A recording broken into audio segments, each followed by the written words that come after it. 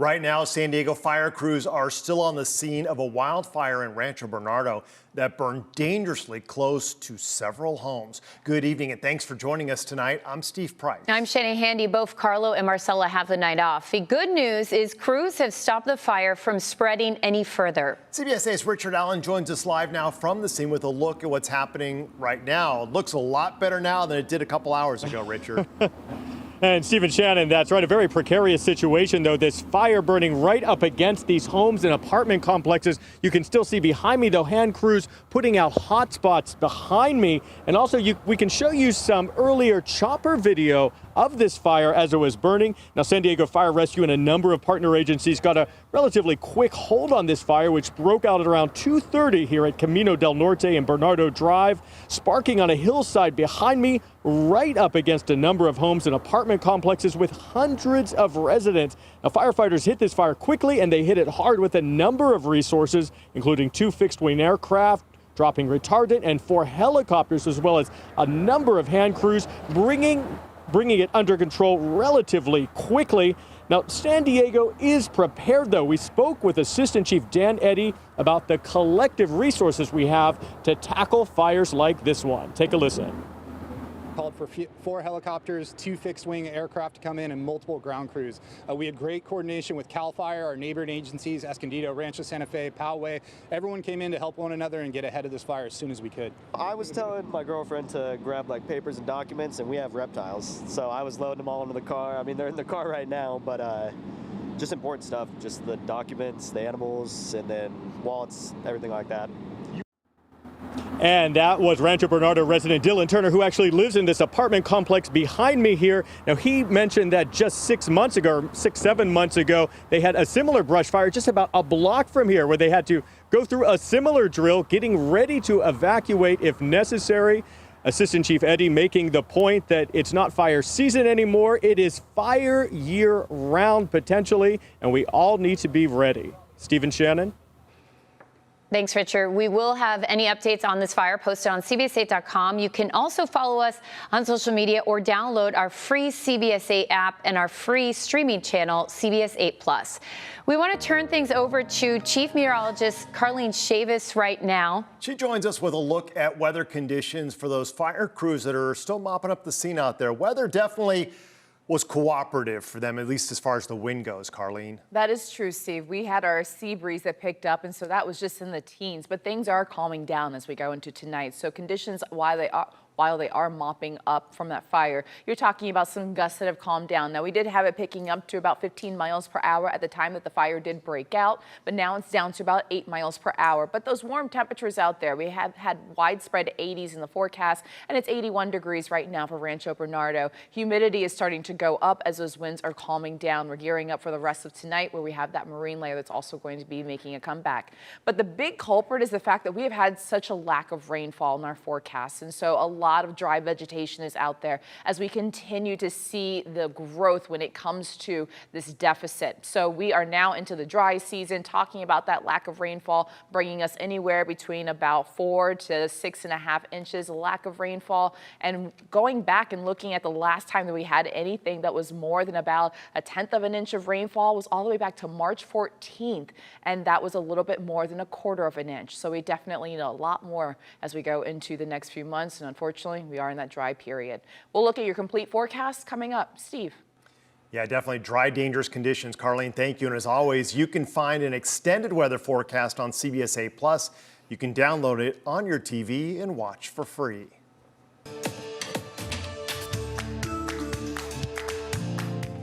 A major development today in a lawsuit filed by a former employee of San Diego's Metropolitan Transit System, alleging sexual harassment by Nathan Fletcher and wrongful termination. As CBS 8's David Goverson reports, a judge dismissed the woman's claims today against MTS.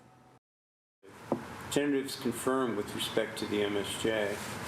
The ruling today by San Diego County Judge Matthew Branner ends 2 years of legal battles over whether MTS knew their former public relations employee was having an affair with County Supervisor Nathan Fletcher when MTS fired her in 2023. In court today, an attorney representing the woman, Gracia Figueroa, admitted they had no smoking gun to prove Fletcher influenced her termination. We don't have direct evidence that Nathan Fletcher made the decision. Fletcher sat on the board of MTS at the time, but had no authority to fire employees. The facts align pretty neatly that her performance was subpar, and for that reason she was dismissed.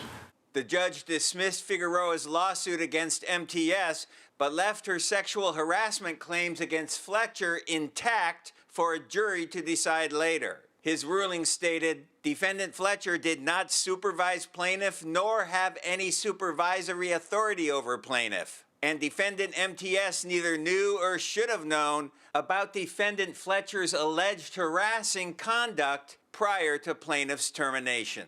His role was essentially ceremonial. It's much stronger than the assertion, not really backed up with a whole lot of evidence, that he was a mastermind, that he was pulling strings. Now, the plaintiff's sexual harassment lawsuit against Nathan Fletcher will still go forward. A jury trial has been set for September 12th. At the Hall of Justice, David Gottfredson, CBS 8. David, thank you. A 16-year-old girl is suing the Grossmont Union High School District and the student who assaulted her after she was raped inside an East County high school bathroom. The attack happened in April last year at Mount Miguel High School in Spring Valley. The victim, then 15, was attending an after-school art club when 18-year-old Rayvon English followed her into the restroom and raped her. English was arrested and pleaded guilty. He was sentenced to 24 years in prison. In her lawsuit, the teen says the district failed to properly supervise the campus. Grossmont Union officials declined to comment, citing pending litigation. Lawyers for the husband of Maya Millettee are looking to move his trial outside of Chula Vista. Larry Millettee is charged with killing his wife, Maya, who hasn't been seen since she disappeared back in January of 2021. His trial is set to begin in January, but his lawyers say publicity surrounding the case has already tainted potential jurors in the South Bay area. They are hoping to move this trial to either Vista or El Cajon. A hearing on that matter is scheduled for next week. An update tonight on a story CBS 8 has been following for years. Plans for a controversial battery storage facility in La Mesa have officially now been withdrawn. Working for you, CBS 8's Alex Lai shares how this is a win for many residents. The proposed site for the facility on El Paso Street just feet from businesses and homes, which sparked serious safety concerns. Now we're working for you to follow up on the progress that's been made since we first brought you this story 2 years ago. I literally stumbled upon this small sign right here on this lot. 2 years ago, Amy Reichert found out there were plans for an 18-megawatt battery energy storage facility to be built near her home, designed to store renewable energy for peak usage hours. If a fire happened, these houses wouldn't even know what hit them. Fires at similar facilities in Escondido, Otay Mesa, and Valley Center left neighbors terrified, not just of flames, but of the toxic chemicals that could be released in the air. What we have to do to protect our families is become experts on lithium battery storage facilities. Amy went door to door to alert neighbors and got Councilmember Laura Lothian involved. This is in the middle of schools, houses, businesses. It's residential, and I'm like, why would you put something like that here in Little La Mesa? After research, community engagement, in a big town hall, Lothian got an email from city management 2 days ago that the plans were officially withdrawn. Before I even had a chance to think, I emailed back, Yahoo! But not everyone shared the same concern. John Matson, who works in the electrical industry, lives right behind the proposed site. And I get their fear and frustration. For us and our family, like I said, coming from the industry, I wasn't afraid. He felt withdrawing the plans was the right decision, but ultimately trusted fire officials to make the call. If they believe that the risk is minimal and they are willing to take that chance, that is on them, that is not on me. The company behind the project, EnerSmart, told CBS 8 it was canceled due to transmission constraints and the inability to qualify for resource adequacy, which allows the electric grid to meet the power demand of consumers at all times. Without that revenue, they say the project, quote, simply didn't pencil. As far as what the land will be used for is unknown, but residents did voice they would be interested in having a dog park there. Working for you in La Mesa, I'm Alex Lai for CBS 8. Thanks, Alex. For more than a decade, families in Normal Heights have endured crews mixing asphalt for road construction right outside their homes. They've been begging the city to stop contractors from using the residential street as a staging area.